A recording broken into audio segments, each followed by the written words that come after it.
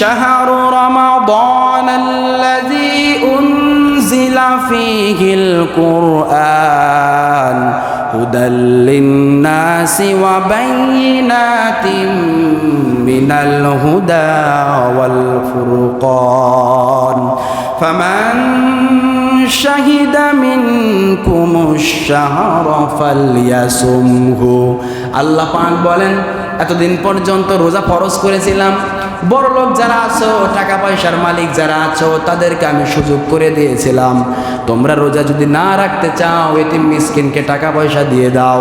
কিন্তু আমি আল্লাহ এখন ফাইনাল জবাব দিয়ে দিলাম, ফামান শাহিদা মিনকুমুশ শাহরা ফালইয়াসুমহু। যারাই রমজান মাস পাইবা, কি গরিব কি মিসকিন কি ছোট লোক কি বড় লোক, সবাই ফালইয়াসুমহু রোজা রাখবা। সুবহানাল্লাহ। তাহলে আল্লাহর এখন যে ফাইনাল সিদ্ধান্ত হয়ে গেল, এইটা এখনো পর্যন্ত জারি। এখনো পর্যন্ত জারি মানে লাস্ট মোমেন্ট, কিয়ামত পর্যন্ত, up to the day of judgment, এটা কোনো পরিবর্তন হবে না। কারণ নবীও নাই, ওহিও নাই, ঠিক কিনা বলেন? যত মানুষ আসবে আমাদের শেষ পর্যন্ত সবাই পবিত্র কুরআনুল কারীমের এই আয়াতের উপরে আমল করতেই হবে যে ফামান শাহিদা মিনকুমুশ শাহরা ফালইয়াসুম। যারাই রমজানের রোজা পাও তারাই রোজা রাখো। সুবহানাল্লাহ বলবেন না? ভাইরা আমার, এখন আল্লাহ পাক যে বললেন কামা কুতিবা আলাল্লাযিনা মিন ক্বাবলিকুম, তোমাদের পূর্ববর্তী জামানার যারা ছিল ওদের উপরে রোজা ফরজ করেছিলাম। এই রোজা ইহুদিদের উপরে ফরজ ছিল। ইহুদিরা 30টা রোজা বাদ দিয়া শুধু রাখছে একটা। কয়টা? সবাই কন, কয়টা রাখছে? ইহুদিরা শুধুমাত্র একটা রোজা রাখছে, ওই যে একটু আগে বললাম, শুধুমাত্র 10ই মুহররমের রোজা রাখছে ইহুদিরা একটা, আশুরার রোজা। এরপরে খ্রিস্টানদের উপরে আল্লাহ পাক 30টা রোজাকে ফরজ করেছিলেন। কয়টা রোজা?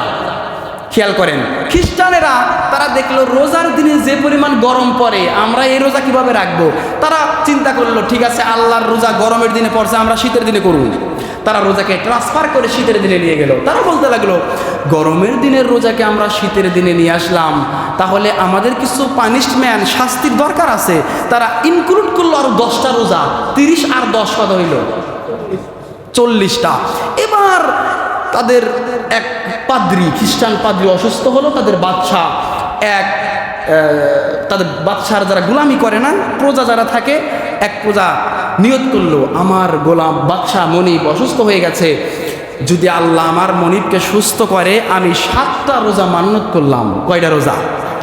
তারা দেখলো পাদ্রী সুস্থ হয়ে গেছে, আরো 7টা, তাহলে আগের 30 পানিশমেন্টের 10 হইল 40, এখন আমার পাদ্রী সুস্থ হয়ে গেল, এই হইল 7, এখন কত হইল?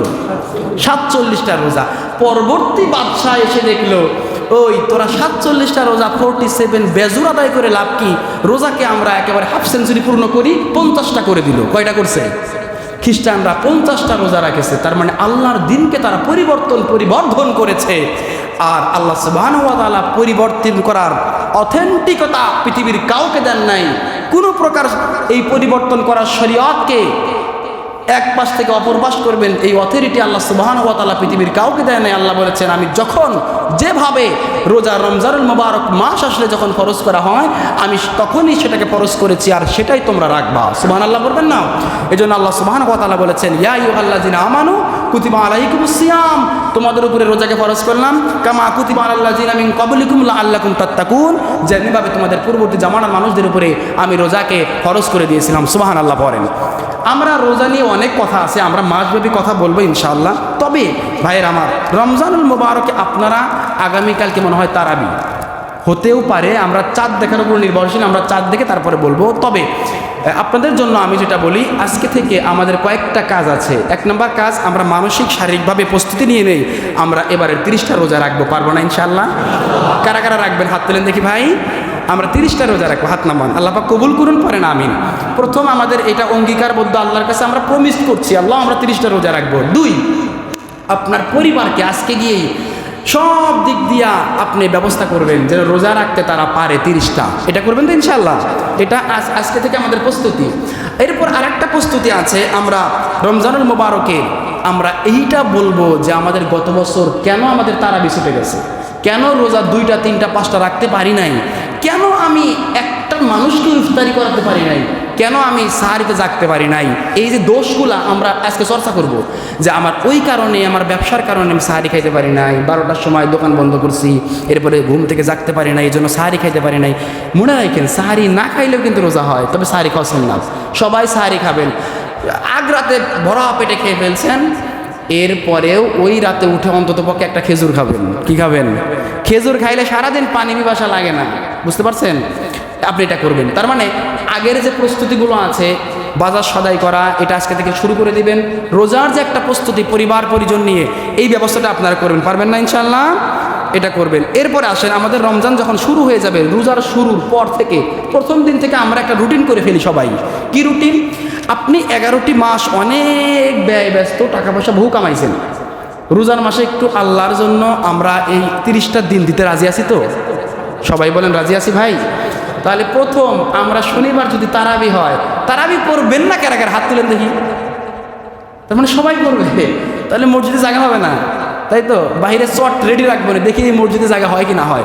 তারাবি 1 নম্বরে আমরা তারাবি পড়বো। 2, তারাবি পরে বাড়িতে যাব, সাহারি খাবো, সাহারি রান্না করবেন। অনেকেই বিভিন্নভাবে রান্না করতেও পারেন, নাও পারেন, তবে সাহারি খাবেন, এটা রাসূলের সুন্নাত। সাহারি খেয়ে রোজা রাখলে মজাই আলাদা। রোজা যদি আপনি না রাখেন, তাহলে আপনার কি শাস্তি? সময় তো সংক্ষিপ্ত, শাস্তি হচ্ছে 1 মিনিটে বলি। রাসূলুল্লাহ একদিন আছেন ঘুমের ঘরে, স্বপ্নে দেখতেছেন আমাকে 2 জন 2 পাশে 2 ফেরেশতা ধরছে। 2 লোক আমাকে 2 পাশে ধরে নিয়ে যাচ্ছে দুর্গম পাহাড়ের কিনারায়।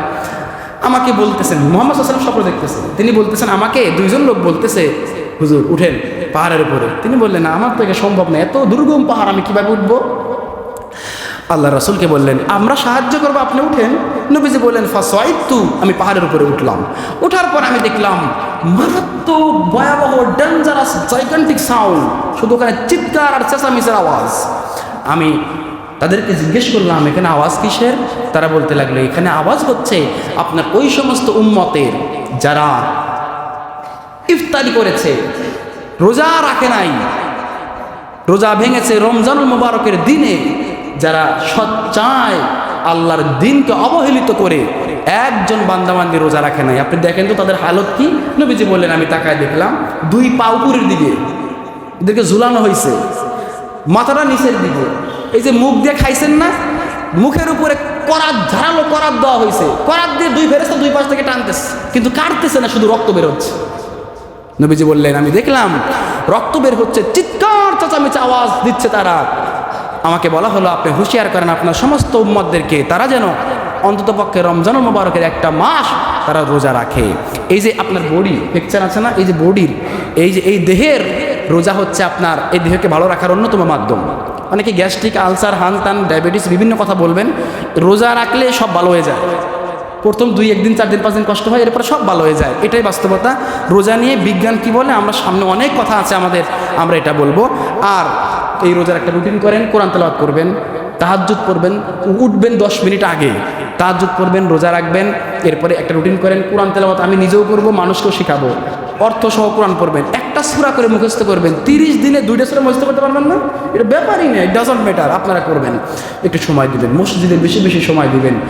আর রমজান মুবারকের ইফতার নিজে করবেন, আর এক বাইরে করাবেন, পানি দিয়ে হইলো, একটা খেজুর দিয়ে হইলো, যে হুজুর আজকে ইফতার করেন আমার লাগে, এই ভাই আপনি আমার সাথে ইফতার করেন তো।